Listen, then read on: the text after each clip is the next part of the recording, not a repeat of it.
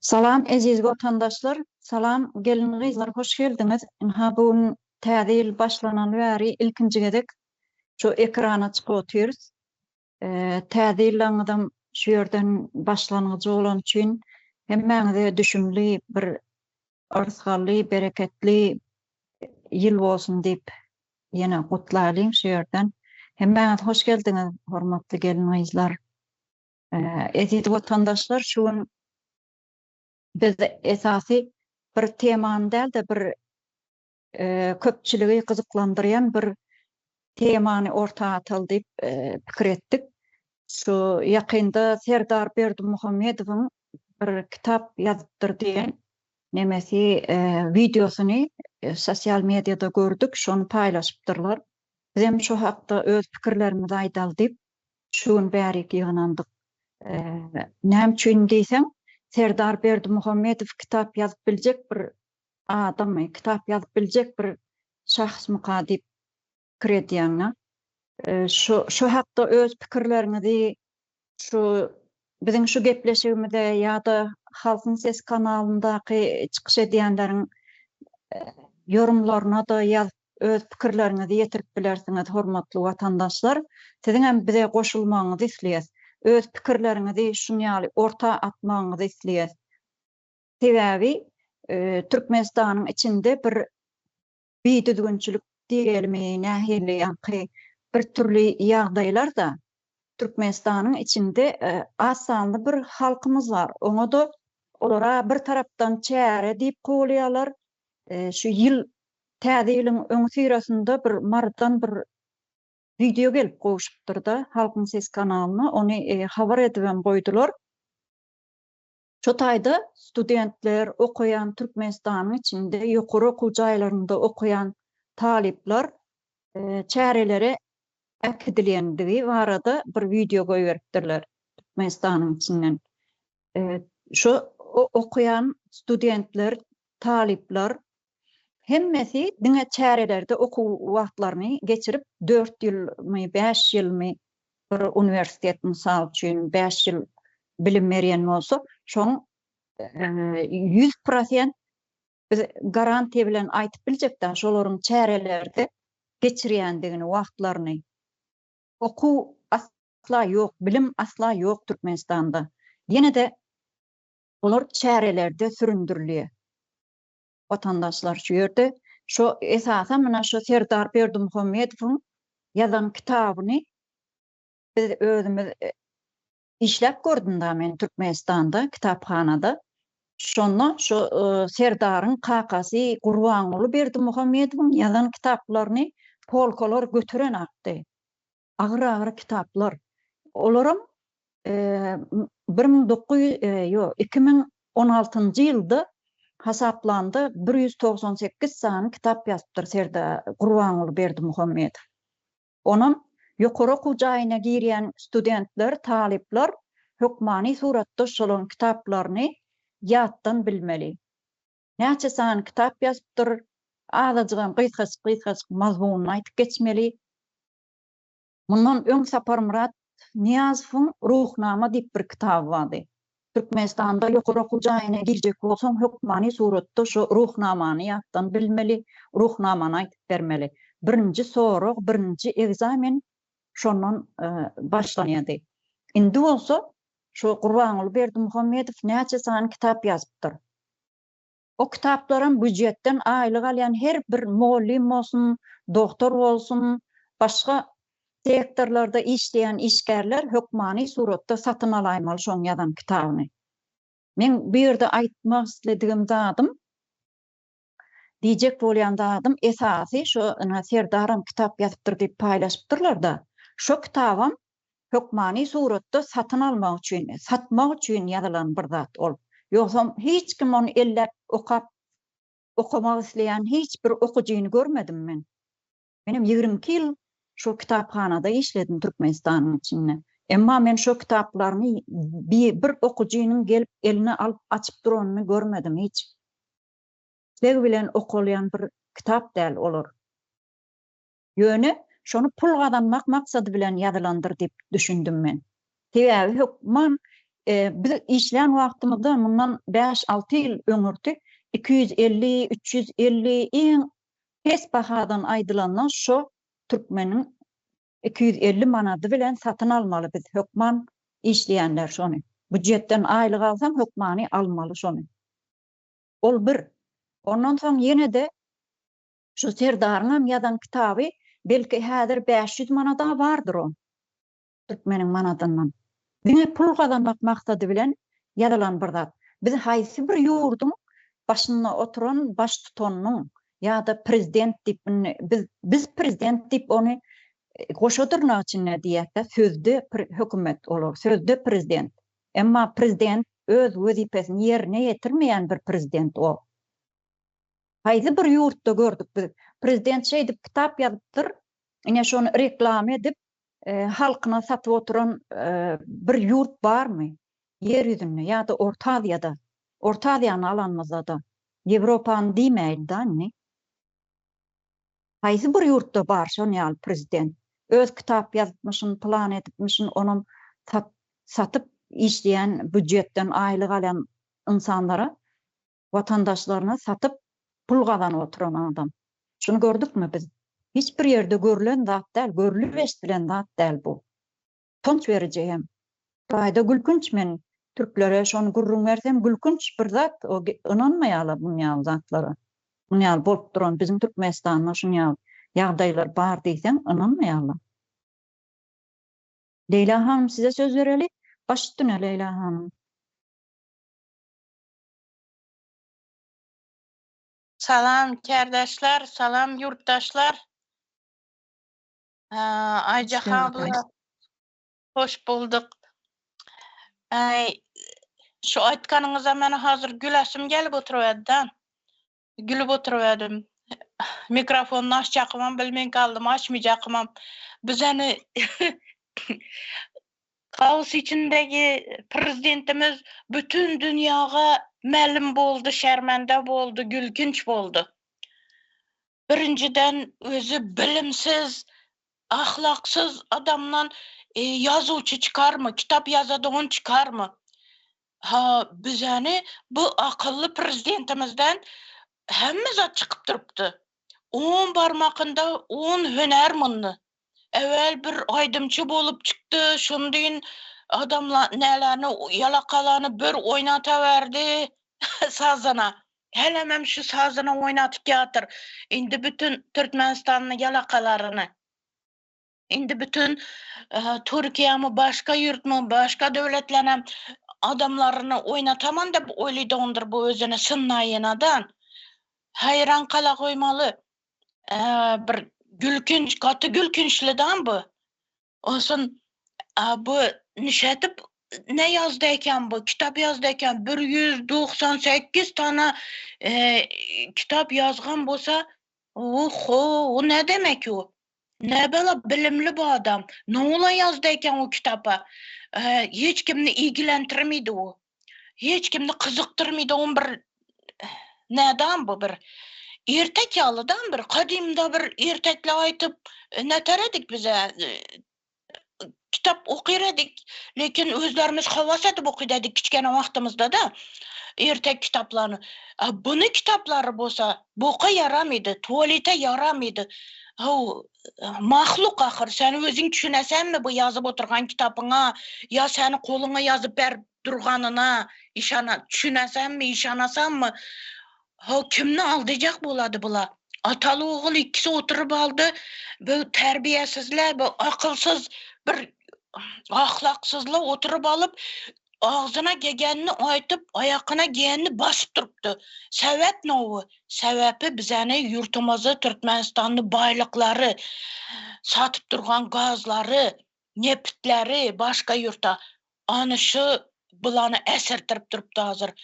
Aytadılar ki açlık neni yedirmez, dokluk neni dedirmez dedi bizani dilimizde. Bula şu degendin ya pullarımıza, bizani halkını puluna, yurtumuzunu, baylıklarına, yer astı, yer üstü baylıklarına ete ölgenini etip durupdular. Her xili oyun görsetip durupdular bula. Hayran kala koymalı bulara. Məni dım güləsim gələdi də, başqalarını bilinmən. Bu əvvəlki bağışlan. Əvvəlki başımıza gələn yağı Türkmen başı degen bir haramzada gəvədi ya, haramsiydik. Qardan boğan. Odam ruhnama çıkardı, ruhnamasını adamlara, organ işgarlarına yağı, opşim, budjet işgarlarına satıp alınla dep, şu kitaplarını okup yadlanla dep mecburladı. Aç halkına seni kitabın nuğa gerek, başka zatın nuğa gerek. Haramzada ahır. Şunu düşünsələ boladı ki, ahlaksızla. Seni kitabına götürəm sermeydi halk. Onu aylıkından tutup alıp mecburlap verdiler halkımıza, sattılar. Aylıktan tutup aldılar. Aylık vermin şu yarı pıl şu kitaba öttü. Ondan sonra yadlanla, okunla dep. Kim okuyacak onu? Kim ne nasip opturup da hazır hemen bir ekmek tapıp çakalarına yedirmek peşinde. Karnını doydurmak peşinde. Bula bolsa halkını yep yumurmak peşinde. Oylanıp görün. Olsun şunnettiri bu kitapını aldılar. Alıp bilgenlerem aldı, alıp bilmegenlerem aldı, bunu okumadılar. Ana, siz aytkanınızdan tekçelerde durup ahırı tuvalette yok bu gitti. Tuvalete girip. Bu kitapla. Okugan adam bolmadı. Mecburlap okutkanları boldu, lekin birazrak yağı doktorla neler okudu, okuyan bolsa. Onda adam çare degende, çarede şunu içindekilerden bir yarım dinini aytıp, gül tutup, haram başını eldine çıkıp, indi bu haram kulunu eldine çıkıp şunu etmeye karadılar. Gül tutup şu kitabın içinden bir iki satırını aytıp berip, onu şunu etti doktorlar.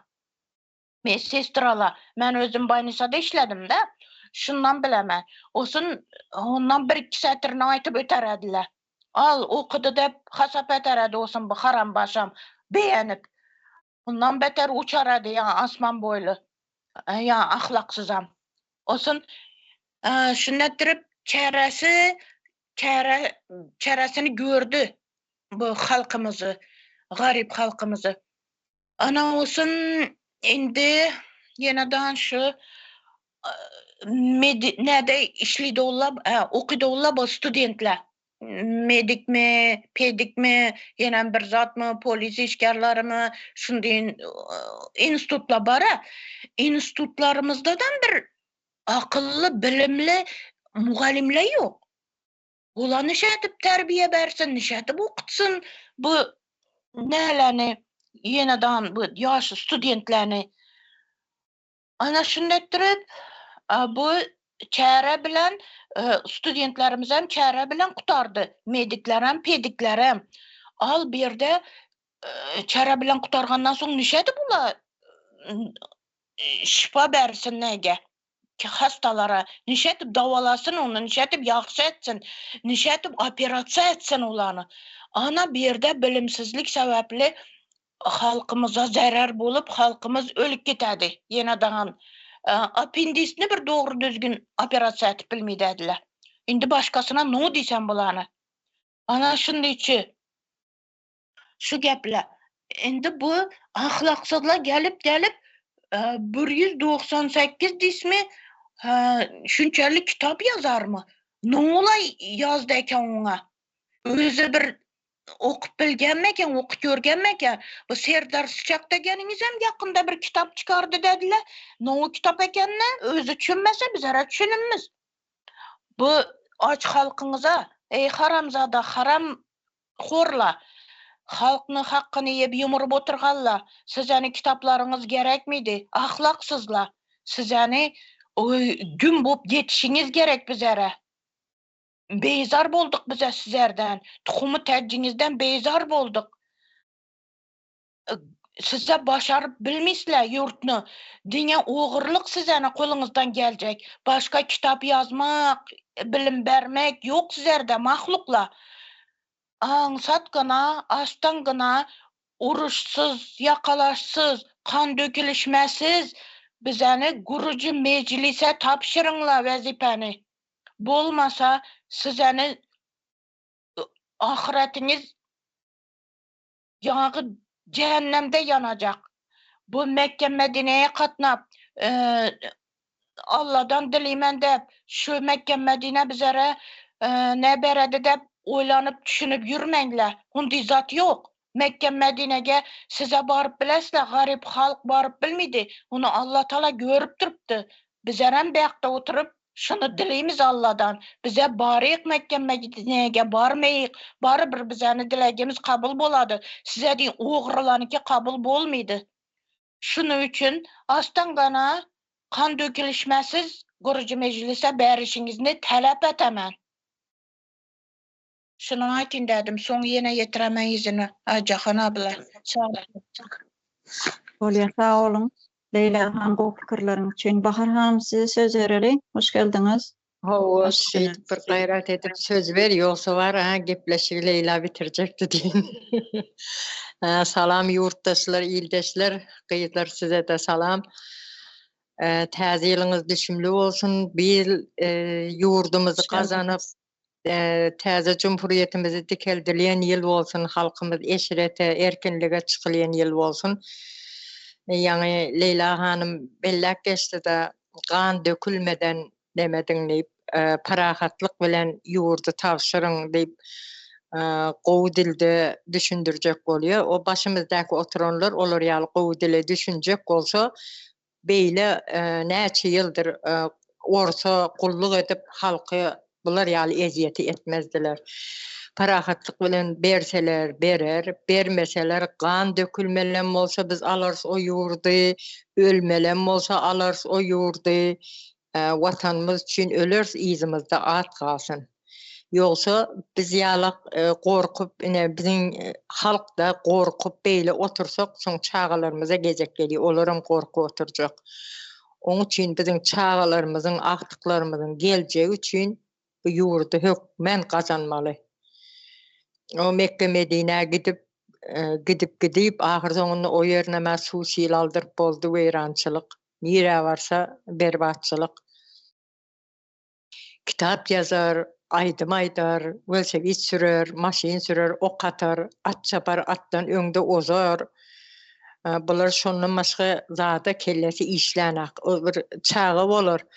Haýsy aýagyň öňgi diýe han göreldiýse ylgyýar, badalp ylgyýar. Şon ýaly töweregindekiler korkunçyna el çarpýar, bulara yaranjanlyk edýär. Bu da şu halky özüni görkeljek bolup at çapýar. Yarım kelle, ön görüm görmedik. Ejesi göreldi almaly diýe da ejesinden diýe şu Berdi Muhammedim. Näme del bir ejesinden göreldi alyp indi ozala yurdun daşına çykdyk, çağalarymyzy eklejek diýip näme Türkmenistanyň içinde gezip balagymyzyň içinde köýüne öklüp onu muny çalyp bazarda maýlanaly. Ýa-da erkeklerimiz türmelerde bekçi bolup näme halkyň izinden gelen pulu öýüne mi daşasyn? Olaryň nämesinden göreldi almaly. Serdar ne kitap yazdı diye. Serdar geplemeni bir oňorýarmy? O prezidentler bir yere gelende iýse çykdyrýandyr, şuwa gaçan pişpiýal jijer. Serdar sıçak diýip beldagy bil goýupdyr o ady. Serdar sıçak, Serdar çekirtge, töweleme adam köp. Aňarka atasynyňa kitap yazdı diye on kitabyny okap, o çepden göwreli bolmalymyşyn. O çepden näil göwreli bolýar? Sen ýerine bir tohum seçmesen öz-özünden göwürip bir ekin çykmaz. Jewin eksen jewin çykar, mekke eksen mekke çykar. Onam yaranjyň bir garra zenan şeýdip şun kitabyny okap göwreli bol, näçe ýyldan bäri dogurmamyşyn, onu maslahat berjek bolýar. Öňkü ruhnama yazdy, onu Kur'an yerinde az galsa Tanryň yerine goýjakdy da öldü ýöne. Halk şonun yalandygyny bilýärler, hemme de ýöne ses çykaryp bilmeýärler. Ses çykarmaly. Ýerden biriniň nemesi keypi ýok, beýle gynanyp ýören bolsaýdy diýdiler da. Ay näme yer bilen ruhnama hak geldin ma yüzü gözüň näne bala diýip bazarda köp eşitdik biz şeýdip bir-birine aýdyp gülüşen demelerini. Ne artistlere neme goýberer aýratyn uçak samalyot uğradar haram oly. Berdi Muhammedow häzir kim o ogly Serdar Çekirtge. Ana şonuň wagtyna öňem şeýledi aýratyn uçak goýberer. Ine aýdymçylar gidip Türkmenistanda ine TikTok'larda aýdyp otyr. Bize özel uçağı gönderdi diýip türkler. Näme üçin halkyna uçak tapylmaýa? Näme üçin halkyna çörek bermeýe? Yollar düzetmeýe? Düz edip ýatyr Aşgabaty, bezap ýatyr Aşgabaty, o gelin maşin mezany ýaly edip. Şoňa kellesi işlemese, o kitaby nereden ýazýar? Kim ýazyp berýär oňa? Ine neme daha şoňa gelendirler çäre diýip çärede o kim o hele gelendir kim şagulyba gözel. Daha şoňa süýt galmady o ýerlerde bazarlarda süýt galmady, süýde suwa düşýän eken. Şo aýal, şonu şeýdip gurrun etdiler, süýde suwa düşýän eken diýip ýöne öýmeye aýlanyp süýt aldylar. Ine şol ýazyp berýär kitabyny. Hani siz hacıdyňyz, süýt günä bolýardy.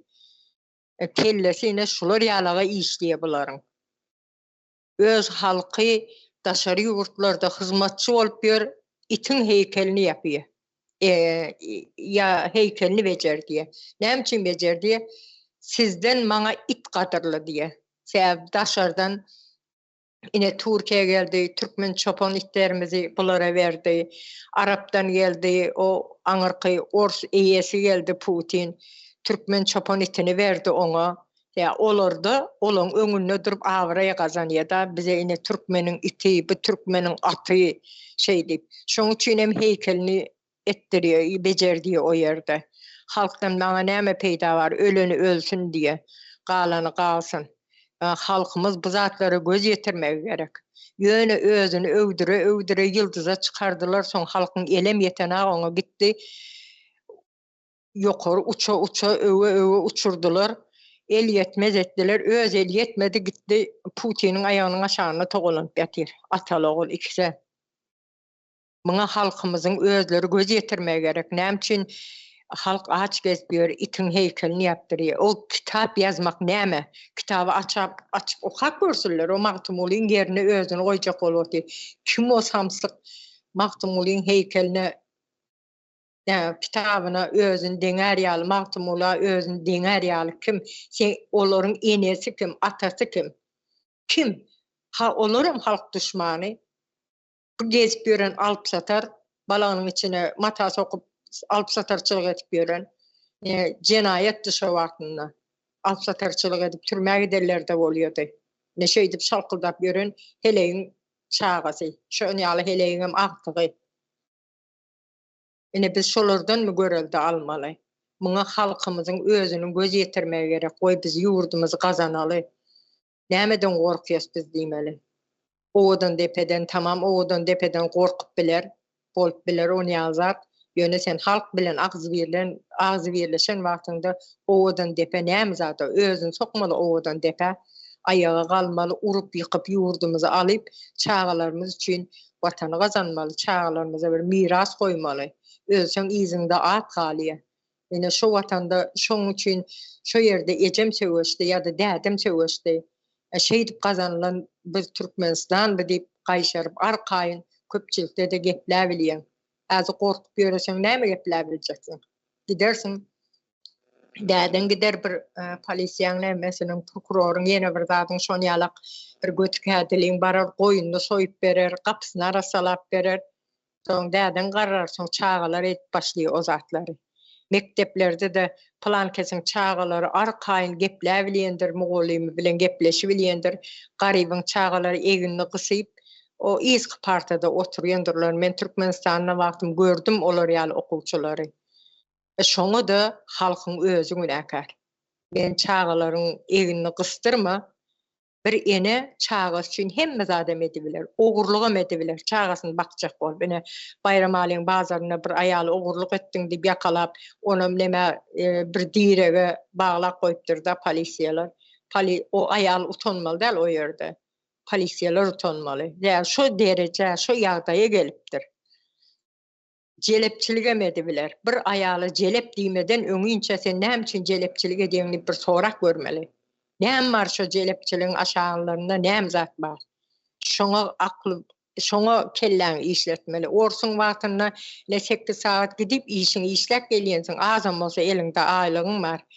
Bir näme garnyňy doýurur ýaly puluňy tapýaňda. Şu wagtyna celep diýen zat barmydy? Aýyp görlerdi o zat, ýu diýerdi. Kıyızlarımız näl utanjaňdy. Niyazif geldi, näme etdi? Ayallar okamaly däl kıyızlar 9-njy klas gutarmaly, äri baksyn diýdiler. Erkeklerim narkoman etdi. Näme diýär ondan soň? Äri nätip bakýar. Öz o çek gereýinde ýetenak. Nemesi, puly. Oşon ayal näme etmeli bolýar? Öňünçe oňmyň gapysynda işläp görür. Ondan soň gidýär şeýdip. Merdivanyň birinji tekçesi, ikinji tekçesi şey diýip gidiýär, soňunda da jelep bolýar. Jelep bolmagy öz başymyzdakylar günäkar. Bir ayaly jelep diýmeden öňünçe şonu etmeli. Şonu sorak görsünler, ogurluk etdi, näme sebäpden ogurluk etdi, nämen kim? Polisiýalar seni, ogurluk etdiň diýip o ýerde çyňsap durlar. Ayaly maskaralanmaly. Ayal çağız üçin ogurluk eder. Ine biz Türkmenistan terk edip çık gelmedikmi şu yerine. 11 ýyldyr men bärde gezip ýörünä. Näme üçin aýyplarlar bizi de. Ejesi öldü gelmedi, dädesi öldü gelmedi, ulu ayal dogany öldü gelmedi, bular pul diýse ölüp ýatyr diýip de. Öyle däl, gynanýas. Ýöne elimizden geljek zat ýok. O wagtlaryny täze Türkmenistan diýip çıkış edin, Halmurat ağa çıkış ediydi, onu dinleyedik. Doğru, beýle bir goşulyp biz birigip güýçlenen wagtymyz ýokdy. Elimize tutmana bir tutulgy ýokdy. Ine ýap bir deňize derýa açarsyň. Akyp barýan ýüz bilen ak. Ýapyşara zat ýok, öler gidersiň. Ýöne şu wagt biziň ýapyşara bir dalymyz bar. Täze Türkmenistan. Ine gark bolup ölüp gitmeli däl de şoňa ýarmaşmaly. Dalından tutsaň ýokarak dalyna ilteşek bolmaly. Şeýdibem watanymyzy gazanmaly. Bolmasa gark bolar gidersiň, ondan soň çağalaryňam gark bolar. Türkmenistan nire tarap gidip barýar. Şu wagt bir könürgünjiň içinde jelephana dolu diýe. Her köçede bir jelephana bar diýe. O ýerde içip, keyip edip, ine prokuror, polisiýaň bärki bar getir, kersen getir däldi. Özüne göwüni ýetýän zwanýaly polisiýalar şo ýerde diýe. Ondan soň başlyklar şo ýerde iýip, içip, soňundan tans edip şeýdip ýörler diýe. İçine gir video çekip bolmaýarmy diýe. Bize meňde şo gezip ýören pawşyn süýräp ýörerler, alınmıyor o ýere diýip şeý diýdiler. Men sorak gördüm da bir video çekip alsaňyz şonu diýsem, olar ýazat alınmıyor o ýere diýdi. Hoplar gelýär diýdi. Hoplar diýenim şonu ýaly özüne göwüni ýetip prokuror bolup ýören. Ene neme könürmüşde, ödem her neme ahaldan getirip goýýandyr. Öz adamdan, mardan ýene bir ýerden getirip goýsa da öz adamyny goýýandyr. Haram boly. Könürgünjiň baş prokurory ahally Agaýew diýe. Adam mara uran wagtyny özü uruy diýe da şonu başgalara inanmaýar diýe. Ene prokuratura bir işiň düşüp barsyn, işiň düşüp barmasyn, sen şeýle de aldyrsa, hökmen şu prokuroryň taýagy saňa degýär diýe. Şonu ýaly arjymasy etip goýan, neme polisiýaň başlygam şeýle, başga ýerden gelen diýe, öz adamy diýip şeý diýene, häkimlikler hemmesem öz yerli milletinden näldir. Hemmesem başga ýerden gelen. Ene halky şeý diýip ezdirip, ondan soň bärde de özüm kitap ýazýar. O video o ýere bir ýere paýlaşdyran bol. Hemme zatdan habar var. Türkmenistanyň içiniň hemme zatyndan habar var. Taýagyp ýörenden bar, ölenden bar. Bir adam ölse şonda hökmen nemen haram olyň barmagy bar şonda. Ene Süleyman Tursunbaýewy öldürdüler ha. Hani ýyl berildim, bir jenaýetkar tapyldymy? Tapılan neldir? Eğer tapılsa da bir qaribin çağası gidiyor şoň yerine. Ne mahira deyip bir nemeni öldürdüler. Söwda satygy diye hem mogolimdi. Gerayin satýarmyşyň, oklalap gerayin satýarmyşyň. Şonu Özbegistandan gelip öldürüp gitdiler. Şonu Könürgenjin Kemine köçesinde ýa okugyny gutaran bir bazara çykyp ýören bir kiçik oglanyň boýuna atdylar. Türmäge gitdi. Soňa şo ýerden ölse geldi oglanyň. Kitap yazýança şolar ýazadyny sereseler. Halky daşary ýurtda süründürmeseler. O daşary ýurtda Türkiýanyň artistlerine aýratyn uçak goýberýänçä bir ýerdäki ölülerini aýratyn uçak goýber Türkmenistana aldyryp bilerdi. Nädiýen ağır keseller ýatdy şu ýerde, men Türkmenistanyma gitjek, öz watanymda öljek diýip her kimden pul soranlary boldy, pul kömek etdik. Edil şuň puluny doldyk indi operasiýa etmäne doktora bilen gepleşibiler diýen güni Fındıklıda ýatdy bir lewaply gelin. Şu pul ýygynyny üstü doldy diýen günem öldü. Şu Türkmenistana näet gidenler gitse de şoň agramyna pul islerler. Konsulluğuna edýän işler şu. Kitap ýazýançalar şunu ýaly halkyna eýe çykmaly. Biziň halkymyzam bize eýe çyksyn diýmeli däl bizem watanymyza eýe çykmaly. Aýyrmaly, ýykmaly şu haram olyny. Gerek däl. Beýle bir parlament, bir döwlet bolsun, täzeden aýyrmaly, hemmesini ýöne täzeden gurmaly döwletimizi. Alt ýapysy ýok döwletimiziň. Alt ýapyly edip şeýdip gurmaly. Bilim nireden bolsun, doktorda bolsun, başgada bolsun, polisiýalar kanuny bilenaklar edenleri waýlanp ýör, nireden bolsun. Ol egzamin alanna haram bolýan ýazan kitaplaryndan egzamin alýarlar. Ot çöpden egzamin alsa, ot çöp ýdirsinmi doktor leme kesellerine. Şoň üçin hem doktorlarda da bilim ýokdur. Ruhnamany okap oturan doktorlar, men agam avariya bolanda, şu dizinden ýokardan avariya döwülipdir da olam, oňluk bolup döwülipdir. Şonda şoň aýagyny kesip aýyrjak bolup ýörler. Hälim öňden gelen garry bir doktor tapyp şoňa görkezende öýümizde gipslet aýagyny eger gilegi üzülmedik bolsa biz diýdi şunu men bejereýin ýöne aýdylmaly däldir. Şeýdip gizli öýde etdirdik şonu. Balnisada bolsa bir gün gany bilen o bir komnata atyp goýupdyrlar bir oda, palata. Ýerden eşitip bardyk ılgap gapyny açsak, ganyň iýisi yaman ýerwede. Ganyň iýisi porsapdyr o ýerde bara. O adam gapysyna ýapyp goýupdyrlar. Näme bolsa şol. O etin gany gidip duran. Osa geplemäne haly ýok, ýagdaýy ýok. Ene şeýdip bejerdik. Ana ruhnamany o ruhnamadan egzamin berip diplom alan doktorlarymyz soň haram bolýan kitabyndan, soň bu çekirtgen kitabyndan ondan soň bilim aljakmy? Bir döwlet ýykjak bolsaň bilim öldür. Dini östür. Ne şonu edip otyr. Halkymyz şuna düşünmegi gerek. Bilimi ýyksa Yoş körse otgaly halk olsun gezi berýär jahil bol. Nire haýsy tarapy ýörejegini bilmez, hakyny talap etjegini bilmez, kanun bilmezler, häziren bilen aklar ne bizat dowam etipdi. Şoň üçin diňe gurban uly gitsin de başgasy gelse gowy boljak, serdar gitsin de başgasy gelse gowy boljak. O doňuz boşansa ondan beter. Hani ýazyp gitse gowy boljakdy. Gowy boldumy? Ogly geldi, ay odanmyşyň da, adalatlymışyň da. Ogly geldi, ol hemmesinden beter boldy. Muny aýyryp soňra biri gelse olam eýle bolýar. Oň üçin düýp terkary bilen aýyrmaly. Kanuny hemme zadyny gaýtadan nemeden noldan başlamaly, täzeden başlamaly. Şular aýtyp geçen şu wagtça sag ol. Olya Bahar hanım sağ ol. O pikirleriň üçin dogry belläp geçdiň. Şu kitap ýazmak meselesini esasy maksady ýa-ni aýdyşym ýaly özlerini reklam etmek. Türkmenistanda bir telewiziýa bar, şu telewiziýada metbuatda olary goldaýan ýa-ni 1% ýa-da sapara dil bilen aýdanda propagandasyny etip ýören medeniýet işgärler, sungy işgärler, gazetçiler, telewizion kanallary hemmesi diňe şu Gurbanuly Berdimuhammedowylaryň, Serdar Berdimuhammedowylaryň ýazan kitaplaryny reklam etmek, dünýä şolary goýup görkezmek. Bu da yalan bir propaganda. Yani Türkmende bir ataların bir sözü var da, eňilsen sırtın görünüp dur diýedi. Ama tonmany ýurdun içinde bolup duran zatlary dünýä görkezip otyrlar. Ýurdun içinde şo bolup duran biýdüdügünçilikleri video çekip bizim Halkın Sesi kanalymyza uğradyp otyrlar.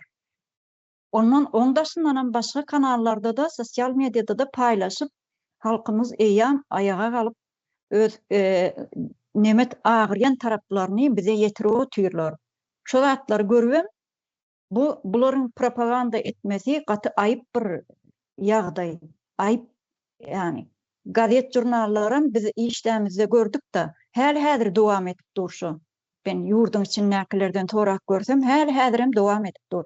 Sebäbi ýylda bir topar gazetleri, jurnallary çykarýarlar.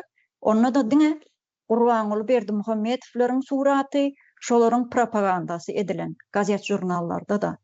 Ýa-ni kitap meselesine aýdyşymyz ýaly edilşo şo ýagdaý. Emma şo gazet jurnallara mejburi ýagdaýda şo büdjetden aýlyk alýan ähli sektorda işleyen işgärlere, Türkmenistanyň watandaşlaryna hökmani suratda satyn almaly. Şo gazet jurnallary, şo kitap meselesi hem edilşon ýaly. Tonç. Emma ýurdun içinde näme bolup duranyny biz dünýä aýan bu zatlar görnüp otyr, görüp dur. Ýani aýtyp geçdim ana Türk bir aýdymçysy üçin özel bir samolyot, özel bir uçak göýberýärmişin Türkmenistan.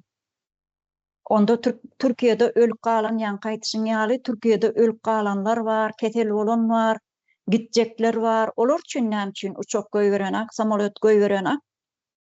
Han Türkmenistanyň plança milliard çykaryp guran aeroporty, han samolyotları işlenek onu bu reklam edip, bu kitaplaryny reklam edip ýörençäňiz, şo zatlary ýola goýmaly. Prezidentiň ýurdun başyna oturan bir baş tutanyň etmeli öz wezipesi bar da.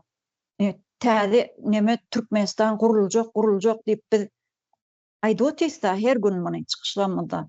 Täze Türkmenistan gurulandan näme bolmaly? Bu çüýrük sistema çüýredi. Çüýrük sistemany düpden ýok etmeli. Täze bir reformany getirmeli. Şo Sapara adaýynyň mundan 30 ýyl öň getirjek bolan, etmekçi bolan ykdysady reformasam barmyň içinde ähli taraplaryň üstürjek Türkmenistany reformalar bar. Şolary etmeli. Halkymyza ýerleri paýlap bermeli diýilen düşünje. Şo zatlary etmeli. O studentleri çärelerde gowlap, çäreler meselesini gelin gaýlar, ýurtdaşlar biz bunu aýratyn bir gepleşik edip hökman muň üstünde işler ente köp aýdars muny ýurdun içinden gel ýollar gatken. Olar hakda onu biz aýratyn bir gepleşik edip hökman çykarar. Sebäbi talipler şol çärelerde okuw wagtlaryny geçirip otyrlar. Ene şu Türkiýede doktor bolup çykjak bolsam 9 ýylym gitdi diýär. Şu men çalyşyp işleýän yerimdeki Denan Maşgaly özüniň ýörüýte hususy klinigi bar, dogum ýapdyrýan dogumhanasy bar, aýal doktory, jenski wrach diýäsler, biz rus dilini aýtmajak bolýan, ýani aýal doktory. Ana şolar 9 ýyl men doktor bolup çykmam üçin 9 ýylym gitdi diýär. Bizde 4 ýyl, 5 ýyl dip okuwa kabul etip alýarlar. Onda da bir topar pul para berip girdi. Sokuyorlar ol üniversitet institutlara. Yine onun 5 ýyllyk bolsa, mysal üçin 5 ýylyny hemmesini şo çärede okap geçirmeli. Ondan soň hani bilim ortada? Hani doktorumuz nerede? Hani bizim bilimli pedagoglarımız nerede? Başka uğurları alanda da şon ýaly. Hiç ýyly bilim ýok. Diňe şo halkymyzy çärelerde süründürmeli. Bilimsiz galsın, halkymyz ölüp ýok bolup gitsin ýurdun daşyna, içine dip bir düşünje bar Türkmenistanyň. Şo mesele bilen edilen ýagdaýlar bular. Bu rejim indi çüýredi. Leyla hanım size söz verer, ýene elin galdyrypsyňyz. Kysgarak tutsaňyz has gowy bolurdy. Baş üstüne. Boladı, sağ bolun. Hava, doğru ayttınız Ayjahan abla. Bu hiç kaçan halkımızı düşünmegen. Diňe ogurlykny düşüngen, özüni tuhumy täjini bayıtmakny düşüngen. Bu eşek. Ana bu aeroportla saldı. Onda uçakla yok. Diňe özüni tuhumy üçün, özüni bähbitine, öz tarapına neleri ba? Samolyotlary ba ýa-ni nelene ekkeledi. Adyna o, ýa artistlarna ekkeledi özünde artistler baky. Olsun şunday artistlerine ekkeledi. O seni aç halkına nuga gerek? Aç halkın şulanı mı göresi geledi? Hazır bir çöreke zar bolup oturupdy halkı. Paxta teredi, tapşyradı bu oğurlany koluna. Buğday oradılar, buğday ekip, buğday orup bulanı koluna tapşyradılar. Gaz, nepit, hemme zatımız bu oğurlany koluna düşüp durupdy. Anayakta başçısı ba bu oğurlany. Yani Putin kakası bulanı. Anı şuna getip durupdy. Bu halkny düşüngeninde bilimli etjek bolsa, özüni samsyk kitaplaryny yazıp netmesedi, okutmasedi, mecburlap aldırmasedi, başka yurttan bilimli näli adamlarını ek gelip studentlerini okutaradi. Şunday tecrübeli adamlarını ek gelip doktor eteredi, doktorlarını halkını düşüngeninde. Bu halkını düşünmeydi. Halkını yok etmekini düşünedi bu eşekle. Haramzadalar. Halk onu görmeyin durup mu? Düşünmeyin durup mu sizenin neyinize? Dum hemme halkını özlerinizden gitçi kulaktap düşünmen ya. Kulaklarına bir saretin ya halkınızı. Sizeni yalakalık etip yürgerler gitçi kulak. Başka halk gitçi kulak emez. Kulakları çistiğin adamlıkından indi. Hemme düşündüğünde sizeni aldar köserlikinize. O sanam bu kitabını yazıp nerede yok samsık kitaplarını halkına okutacak boladı. O bilimli boş gidermeyken onu şimdi samsık nesi bilen. O sanam halkını düşüngeninde bu aeroportunu salmasaydı yani. Aeroportunu ondun uçaksız aeroportlarını o sanam stadyonunu. Yadınızda bolsa stadyonunu saldılar, bula gör neçe milyar çıkardırdılar ona, uğurlap. Stadyonunu saldılar 17. yılda nogu boldu. Ne boldu ku bir sportsmenle gelip nogu didediler ona. Aytı berin Ayjahanla. Olimpiyada. Olimpiyadaga özünem halkı çıktı. Halkımız çıktı, yaxşı göreşçiler çıktı, näle ştankistler çıktıdan ola kazangan jayları boldu. O sanam orderleri boldu. Halkını gözünün eldinde şulanı berdidan olsun 5-6 günden son ulanı kolundan jaylarını aldı izine. Maşin berdi, maşinlanı aldı. Halkını kolundan. Ine sizlere aldar köse. Görünüp durgan haramzada bula. Terbiyesizle, ahlaksızla inişila. Halkını düşüngende stadyonunu salaman dep, şördeki şünçeli yaşap, çörek yiyip oturuverdiler şörde bazarda. Gündoğar bazar edi şör. Gündoğar bazardagılanı yüvermesedi o çıkarıp. O sınam şördeki cayda yaşap oturganlar baradı şu dövereklerinde. Ulara neçe hocalık bulanı derdinden yanıp gitti. Ya ulara bir başka yerden uçaske vermedi ya cay vermedi. Her kim özünü ağayını doğan şunday yerlerine gitti biçaralar. Bir de kimni bula aldıyacak boladı? Kimni ne edecek boladı bula? Geçi kulaka okşatacak boladı. Özlerinden başka hiç kim geçi kulaka okşamaydı. Lekin bula oğru. Oğrulukını ten almayacak boladı. Halk görüp tuttu bunun oğrulukını. Ana, halkını oylasa bazarını yıkmasaydı. Caysız koymasaydı adamlarını. Yine bir de indi stadyonla o halkına hizmet etip duruptu. Ne etip duruptu? Başka yurttan özünden samsık nelenek geledi sazendelerini dan şörde bilet satadı. Ana şu biletten ana ona giredi. O yağı gegen aydımçılanı cibisine giredi. O biletlere. Bir de kim zarar görüp duruptu? Kim peyda görüp duruptu? Halk zarar görüp duruptu. Halkam görüp duruptu. Bunu kim peydalanıp durganını. Men şunu aytayım, kısqaraq dediniz, həli son izini yetiremem bana. Buladı sağ bolun. Leylahan sağ olun. Şu bize berilen wagt isgaç bolandan biz gysgarak tutuldyk da. Bahar hanım yine elini kaldırıpdyr, senem başla ölün. Gysgarak tutuly, yine dowam edersiz gepleşýärmidi entek. Neme şu kitap yazıp aydım Bolşevik sürüp gejençe yegenleri bir günü yolda Krasnovod'a gidip barýan. Yine bir Türkmenistan'dan bir kız geldi, bir çağalı gelin geldi. Şol gurrun berdi da otelde işliyor, şu temizlikçi ol. Bir kızı bir zada deyipdir bilmeyen, olam ters cevap berendir da saçından şöyle bir sürep şu otelin etrafı giymişlik. Ana şonun şu yerden çıkaryança şu kızın saçından sürek gidipdir. Saç kız yengseleyin diye sürenmecek olup ayakları bilen ılgan yalı olup gidip barya diye de şonda polisiyeler var eken o yerde onu görüp anırsına bakıp durupdurlar hemmesi.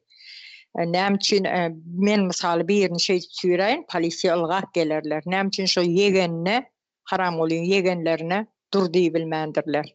Şey dip çıkarıpsyňan otelde işleyen bir kızı.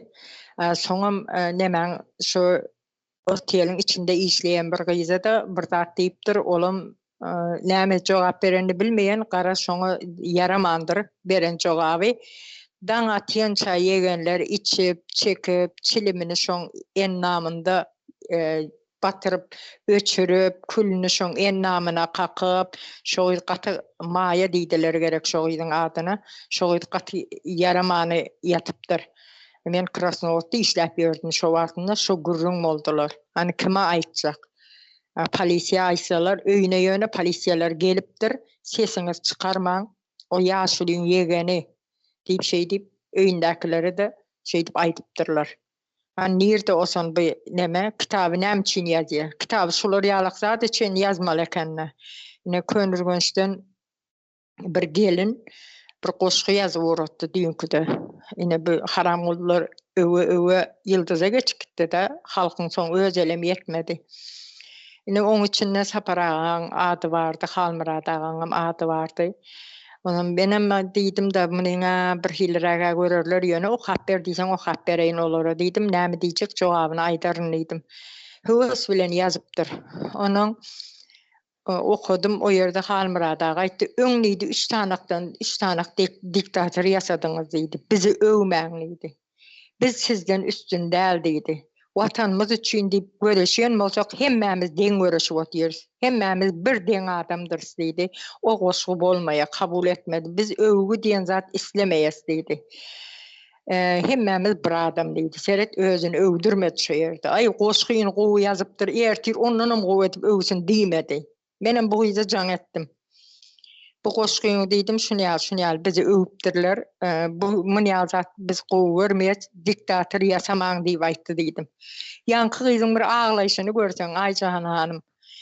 Elinde şu yazgılı nemesi, onam elini alıp otyr, meni şu kağızını şey urup ağlaya da, men nirde övdüm diye, övgül söz var mı diye, ön bizim arkamızda duran Täze Türkmenistan bardı mı diye, şu suya düşenine garp olma, dala yapışmak, şonu aytıp berdi olam.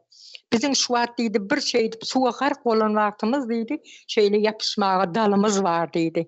Akşam ýatýan garnym aç bolsa da diýdi, Täze Türkmenistan gurulýar. Ene gelýärler, watanymyzy gazanýas, öňümizde duran bir hosarlarymyz bar diýip diýe. Men arkaýyn gezýän, bazara gezende de bir hil begençlik bar içimde diýe da. Şeýle şu Täze Türkmenistanyň guruljagyna göz ýetirdim şoň üçin diýe. Ondan soň bolupdyr, o gyýda düşündirip aýtdym men. bu sen diýdim ağlama, gynanma diýdim. Häzir diýdim, sen diýdim, maňa bu goş gynýatsaň men o ýerde okasam diýdim. Bu täze Türkmenistanyna halk eline gözmonjy alyp çykarlar diýdim. Birem 3 burçluk kagaza diýdim, bir arapça ya gruzinçe bir zat ýazar da daşyny gaplap çykarlar. Seni gözden dilden gorasyn diýip, şonu ýalak yaranjanlar köpelýär diýdim. Şoň üçin başbozar bolmaly däl diýdim. Oň üçin aýtdylar diýip düşündirdim. Hä, bolupdyr diýdi.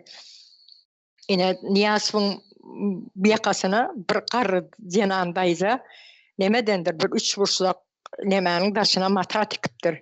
Gelip seni gözden dilden gorasyn diýip şoň ýakasyna dakandyr. Siz habarlarda gören bolsaňyz, men gördüm şoň habarlary men sypdyrmany dinleýedim da. Oson şo ýerde şeý diýip dakandyr. Onu şonu aýtyp berdim. Mine şeýitdiler diýdim. Şeýit peýgamber etdiler diýdim. O peýgamber bolmady da peýgamberem ýöne wagtynda öz dinine uýdurjak bolup eline kılıç alyp kän adam kellesini kesen, kän adam öldüren. Ana şu derece yetdi diýdim. Odan depäni gurdu diýdim. Häzir kiňizem diýdim, aýdyp du öňünde nädip tans oýnaýarlar diýdim. Ana şonu ýalak özüni diýdim. Oson bulary ýaşullary öwseňiz, bizi öwseňiz diýdim. Biziň diýdim o diktator haram horlardan niremiz diýdim. Neme bolýar diýdim, tapawutly bolýar diýdim. Bizim şoňa meňdärt diýdim. Şoň çağalar soğuğa doňup durar diýdim, eline gül alyp diýdim. Olar ýal derejä ýeterler. Ýetirme, ýetmäliň diýip diýdim. Şu zatlar aýtdy diýdim. Ha, bolupdyr diýip şeý diýdi da. Ene haram olyň öňünde tans edendirler. Ýykylyp sürçüp. Bularam ýalaklyk etmeseler. Ne halkymyz şoňa gözi açylmaly, watanymyzy gazanmaly. Köçede biriniň saçyndan süýräk diýdemmiz çykarmaz. Şo gelin daha gurrun berdi. Men diýdi Türkmenistana hiç gitjek däl diýdi. Bir oglum bar diýdi, onuň daýymyň gyzyna taşlak aýtdym diýdi. Men gitjek däl şu ýerden bir ýeri gulja bir ýerini tapsam diýdi. Äre barjak oglumam getirjek diýdi. Ýaman gorkdum men diýdi. Ola hali otelde işlemek üçin, köçe süpürüp işlemäge de gorkyn bolar, üstünden maşinam sürüp geçerler diýip şeý diýip gurrun berdi da. Gysga kesdiýdim, Aýça hanan mene gysga kesip otyrum. Bolýa sag bol Bahar hanym.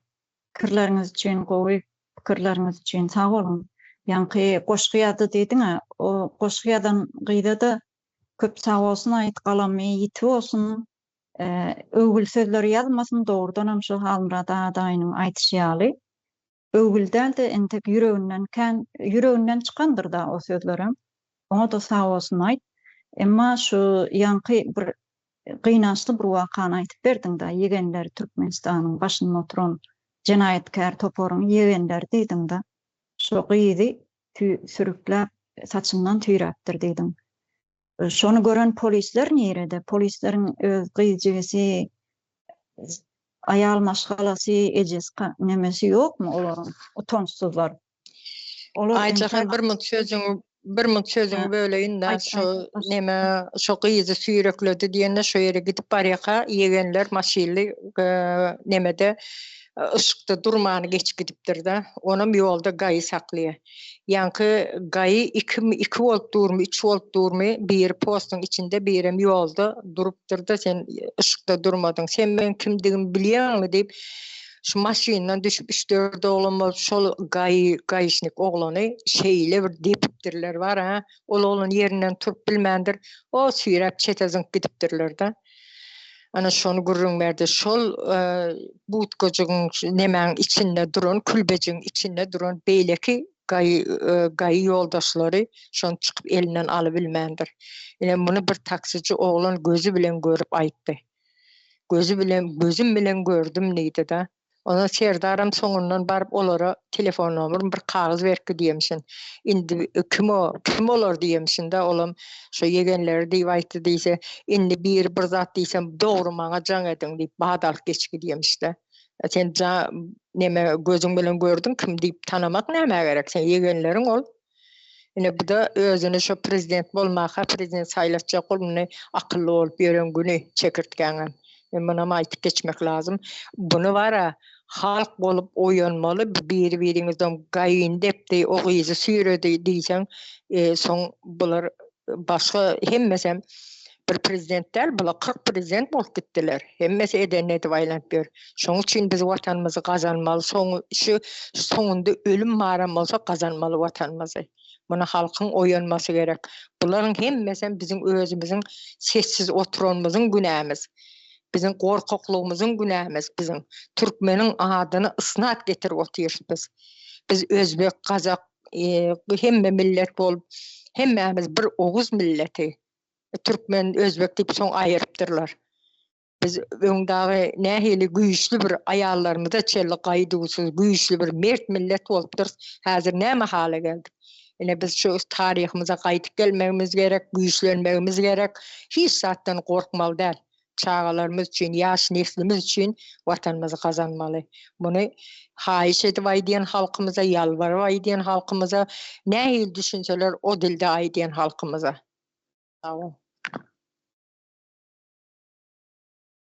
Sağ olun Bahar hanım, doğru belläp geçdiň ha. So polisleriň hem eden işleri. Benim 1 minut söz alýansiz. Ayt başsyna Leyla hanım. Bizani Merdan Muhammedownyň üçin alyp kaçdy bular. Bilimli bolgany üçin alyp kaçdylar. Bakın, özlerini Serdar Sıçaknyna kitap yazdı diýdiler. Lekin aklı yok yerine nasıl kitap yazdı? O niçin kitap yazdı o? Ben şuna özüme bir ne kemendan yaman gülgünçlü bu gülgünçlü. Olanıp görsen akıllı adamlar bulanı ya hayranı da hayranı. Merdan Muhammedow çellim aklı yok bala niçin kitap yazdı depme özüm hayran kalaman. Ne için şunu alıp kaçtılar? Ne için şunu eğer de Eyüp'ü bolsa Merdan Muhammedow ne için açık sot etmediler? Yine şunu diye Eyüp tar bu dep. Özlerini göttünü bokka aşıp yatıptı. Şunu için hem açılıp gitedi dep. Şunu için hem Merdan Muhammedow'nu açık sot etmediler. Gizliyin sakladılar. Hem oğurlap kaçtılar. Özlerinden başka oğrudam yok bulanı, teröristem yok, özlerinden başka zalımam yok. Ana şunun, halkımız bulardan korkup oturmalı emas indi, halkımız gözünü açmalı. Bu masa bize de akıllı adam kamıydı. Akılsız sürer döranının akıllığını, heyranı dep, oturaverasılar, otursanızlar. Şunun için halkımız gözünü açmakı şert ve zerur. Çağalarını geleceki için. Bu olmasa biz yani akıllı bağalarımıza mı yok alıp gitedi, halkımıza mı yok alıp gitedi, akıllı, bilimli insanlarımıza mı yok alıp gitedi. Yani şunu aytın dedim. Oladı sağ bolun. Şu Aycıhan Merdan Muhammedow arada menem aytıp geçecek de her gece şu işte olunsan alcırap heme diyen akıllı olmasa kitap yazmalı mı yazmalı değil mi? Akıllı yok olsa yine Merdan Muhammedow bizim keminemiz elinde gidip akıl sorasalar şunu. Neçe yıldır devam edip otur kemine bir gezek özünü övdü mü ya bir gezek bir koşku yazdı mı? Hiç dine halkı düşünendir, vatan düşünendir. Onun için onu oğurladılar. Oğurladınız, taň ettiniz. Yöne oturup bir akıl alın. Elinizde nähili altına gaplaymalı oğlan var. Şonu hiç il incitmany, şondan akıl alacak olun. Merdanın yeke tar saçına bir ziyan yetsin. Ondan son görür bular bizden. Başına aytıp geçtik. Son aydan aklar diýip oturmasınlar. O bizim içimizde dur. Onu var şu yerden yakalap alın vatını incittiler ha. Şu cevap incıdanın özüne de cevap verirler. Altına gaplaymalı oğlan otur o yerde. Altın harfleri bilen näme deyip öz arza yazacak olan şey yazmalmışsın olara. Altın harfleri bilen yazılan kanununa uyup şonyalak deyip yazmalmış da olmasa arzan kabul edilmiyor Türkmenistan'na. Formatlı arkada serdarımızın altına altın bilen yazılan kanununa eğerip dik geplemelimişsin de. Altına değil siz musura gaplamalı sizi. Niye haysi yerde altına gaplaymalı oğlan ha elinizde otur. Şondan akıl alşarlar. Sağ olun. Sağ ol Bahar hanım, doğru belläp geçdiň ha. Biz aýtjak pikirlerimiz gatykanda içimizde entek ol hemmesine de jogap bererler. Ýanky ýegenleriň hem edeni, polisleriň hem edeni hemmesi durandyr olar. Sagatma sagat jogap bererler bu eden işlerine. Merdan hakyny aýtsak ýanky olaryň hem merdanyň hem edelen merdanyň üstüne insan kaçakçılığı var da. Ona da jogap berjek adamlar gatykandyr. Jogap bererler bu zatlara. Ýöne ýanky zenanlar ýanky gyjaz hakda gynançly bir ýagdaý. Gyjaz sürükläp ýegenler kim ol? Eýtmesi gaty gorkunç gynançly ýagdaý ol. Bulara jogap bererler entek Türkmenistanyň. Biz geljekki gepleşigimizi şu çäreler hakyna, şu vilayet häkimleri, şäher häkimleri owa ýerlerinde şu häkimliklerde bir zenanlaryň işini alyp barýan medeni köpçülik işlerini zenanlar bilen işleşmeli bir nemeler bar, guramalar bar da häkimlige değişli. Ana şolar hakda biz indiki gepleşigimizi ederiz watandaşlar, gelmeýizler. Yurttaşlar, şoň bilen biz gepleşigimizi jemletek, biziň şu gepleşiklerimiziň öz pikirlerimizi ýankyýaly çäreler hakda şu Gurbanuly Berdimuhammedowlaryň iki Berdimuhammedowyň hem indi goşa-goşadan diýilýär. Goşa Berdimuhammedowlaryň hem ýazan kitaplary hakda öz pikirlerini bize yorumlary ýatdan adam bize öz pikirlerini ýatsaňyz diýip umyt edýäs. Geljek gepleşiklerimizde görüşýänçäk sag bolun. Gelin gyzlar, sizem gelip beren gyzykly gurrunlaryňyz, öz pikirleriniz bilen beren gurrunlaryňyz üçin gaty sag bolun. Hemmäňe sag bolsun aýdys. Geljek gepleşiklerimizde görüşýänçäk hoş sag bolun.